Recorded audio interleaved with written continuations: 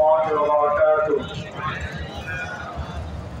بسم الله الرحمن الرحيم. الحمد لله رب العالمين والعاقبة للمتقين والصلاة والسلام على أشرف الأنبياء والمرسلين وعلى آله وأصحابه أجمعين. أما بعد، قال الله تبارك وتعالى: والذي أرسل رسوله بالهدى ودين الحق ليظهره على الدين كله ولو كره الكافرون. وقال رسول الله صلى الله عليه وسلم: الإسلام يعلو ولا يعلى، أو كما قال عليه الصلاة والسلام.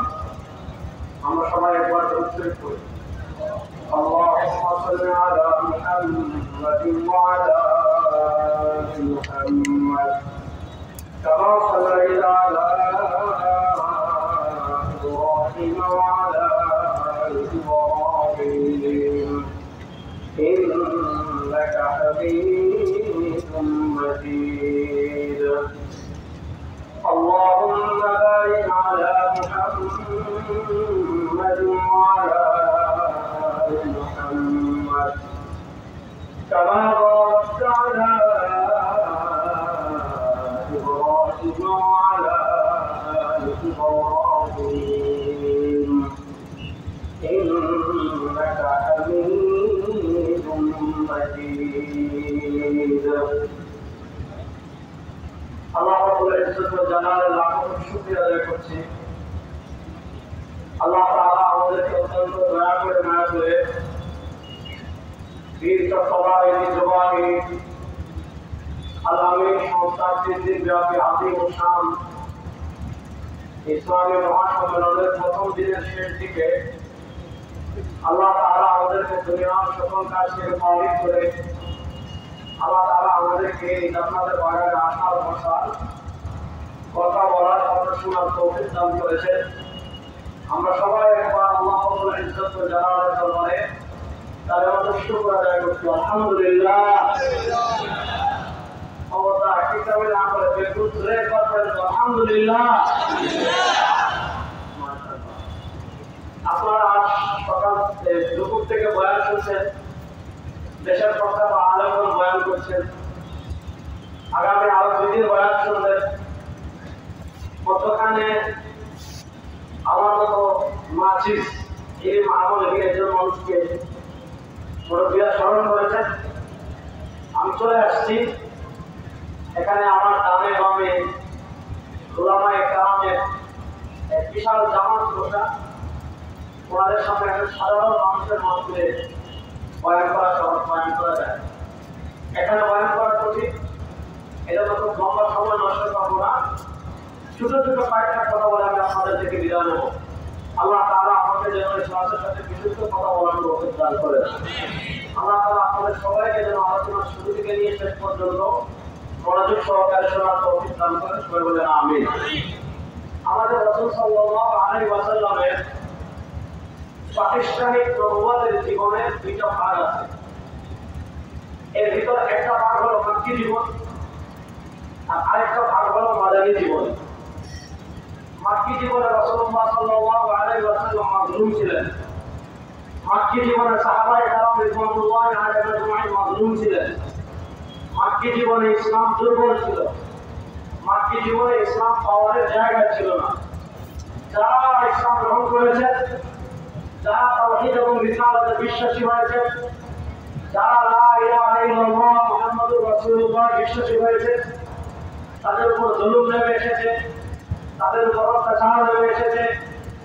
রাসূলুল্লাহ সাল্লাল্লাহু আলাইহি ওয়াসাল্লাম এবং সাহাবায়ে কেরাম রিদওয়ানুল্লাহি আলাইহিম আজমাইন সব জুলুম সহ্য করেছেন, সব অত্যাচার সহ্য করেছেন। একবার হাবশা হিজরত করলেন, 2বার হাবশা হিজরত করলেন। তারপর রাসূল সাল্লাল্লাহু আলাইহি ওয়াসাল্লামের চাচা আবু তালিব ইন্তেকাল করলেন। আম্মা জান হাদিজাতুল কুবরা রাদিয়াল্লাহু তাআলা আনহা ইন্তেকাল করলেন। আল্লাহ রাসূল সাল্লাল্লাহু আলাইহি ওয়াসাল্লাম মানসিকভাবে অনেকটা দুর্বল হয়ে গেলেন। আল্লাহ তাআলা রাসূল সাল্লাল্লাহু আলাইহি ওয়াসাল্লামকে মিরাজে নিয়ে গেলেন।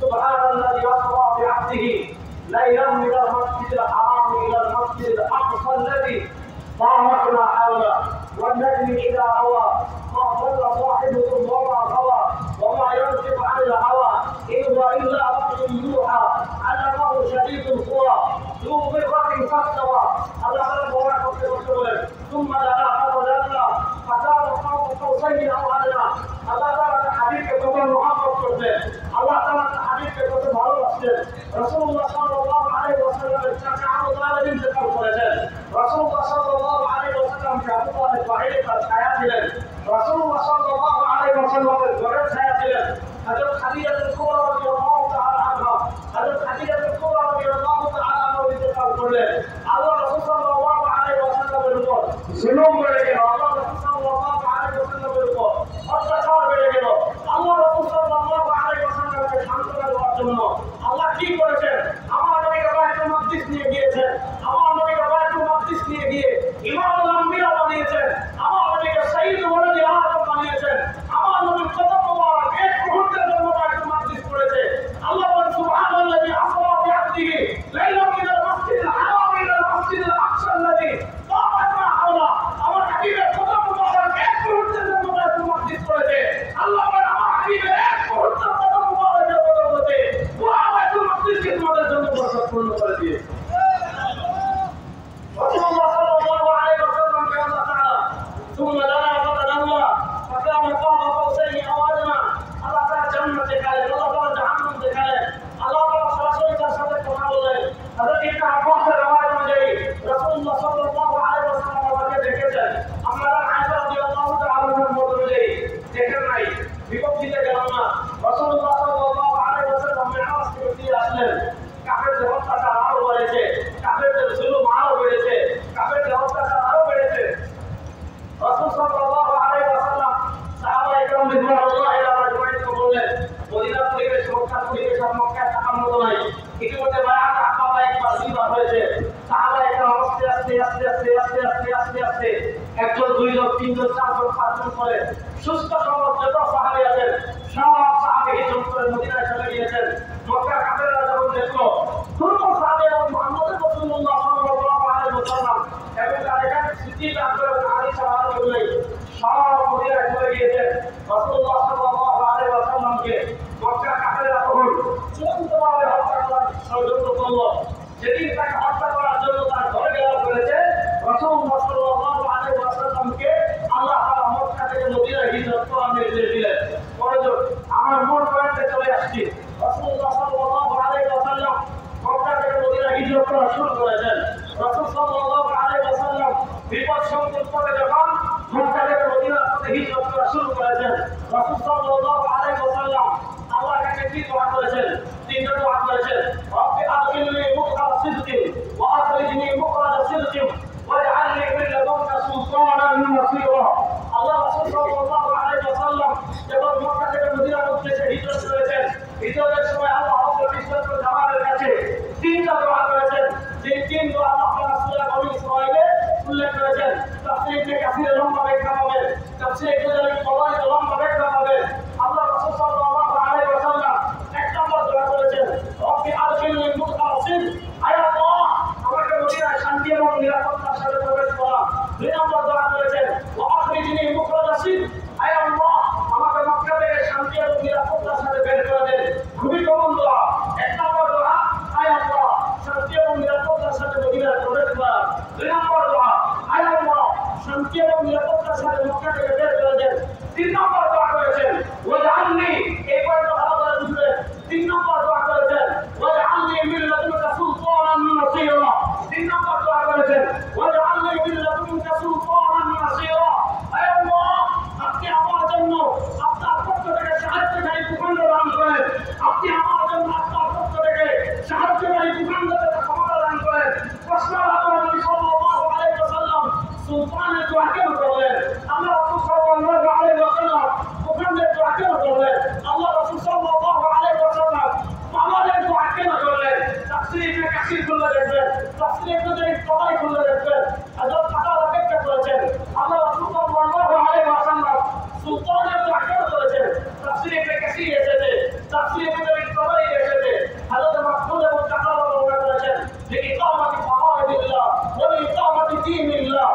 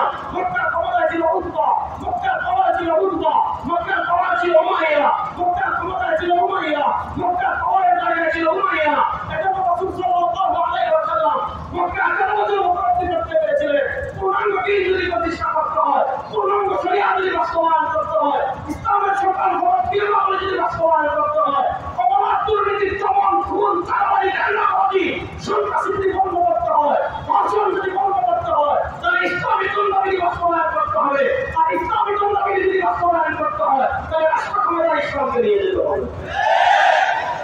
এজন্য আল্লাহ রাসূল সাল্লাল্লাহু আলাইহি ওয়াসাল্লাম দোয়া করেছেন, ওয়াজআলনি মিন লাদুনকা সুলতানান নাসিরা।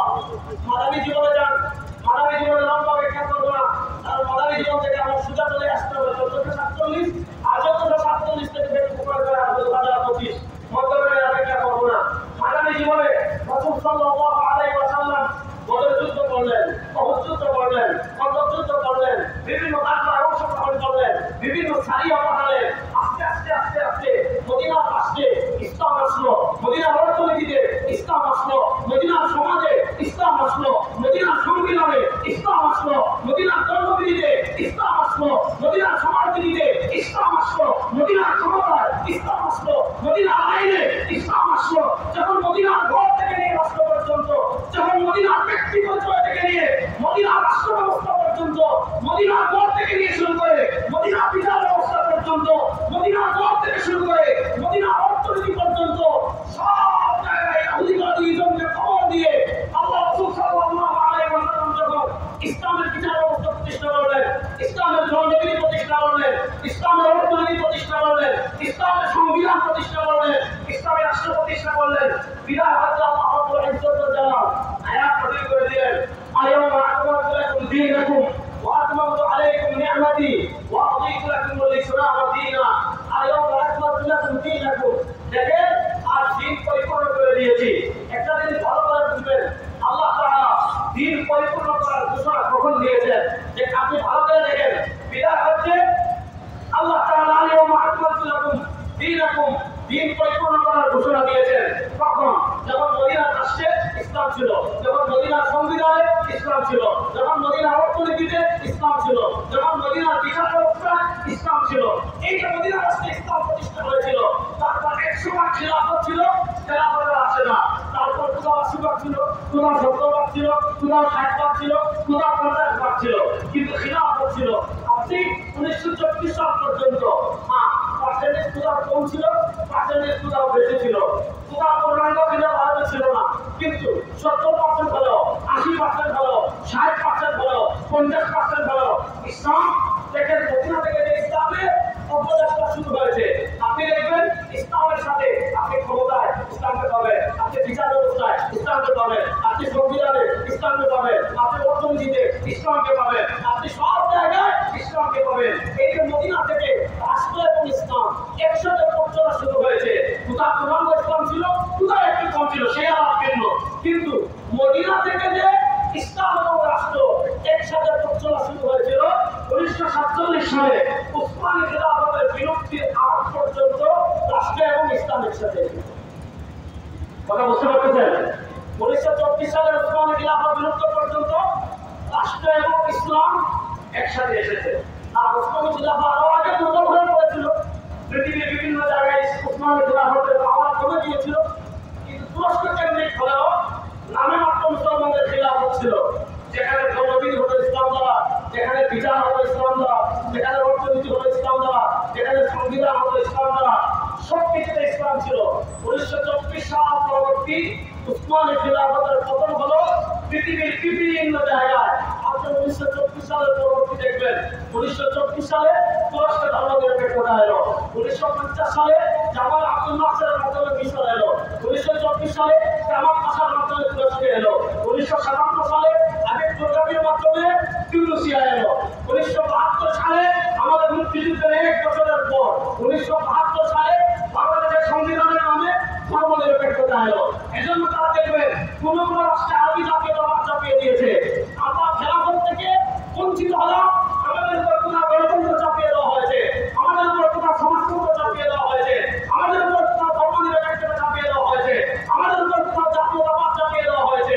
আপনি তুর্কিস্তানে যাবেন, তুর্কিস্তানে গেলে দেখবেন ওখানে সমাজতন্ত্র চাপিয়ে দিয়েছে। আপনি জাতীয়তাবাদ আরবে যাবেন, ওখানে গেলে দেখবেন আরবি জাতীয়তাবাদ চাপিয়ে দিয়েছে। আপনি বাংলাদেশে আসবেন, তুরস্কে যাবেন, আপনি টিউনিসিয়া যাবেন, আলজেরিয়া যাবেন, আলবেনিয়া যাবেন, এসব রাষ্ট্র বলতে গেলে দেখবেন রাষ্ট্র ক্ষমতা থেকে ইসলাম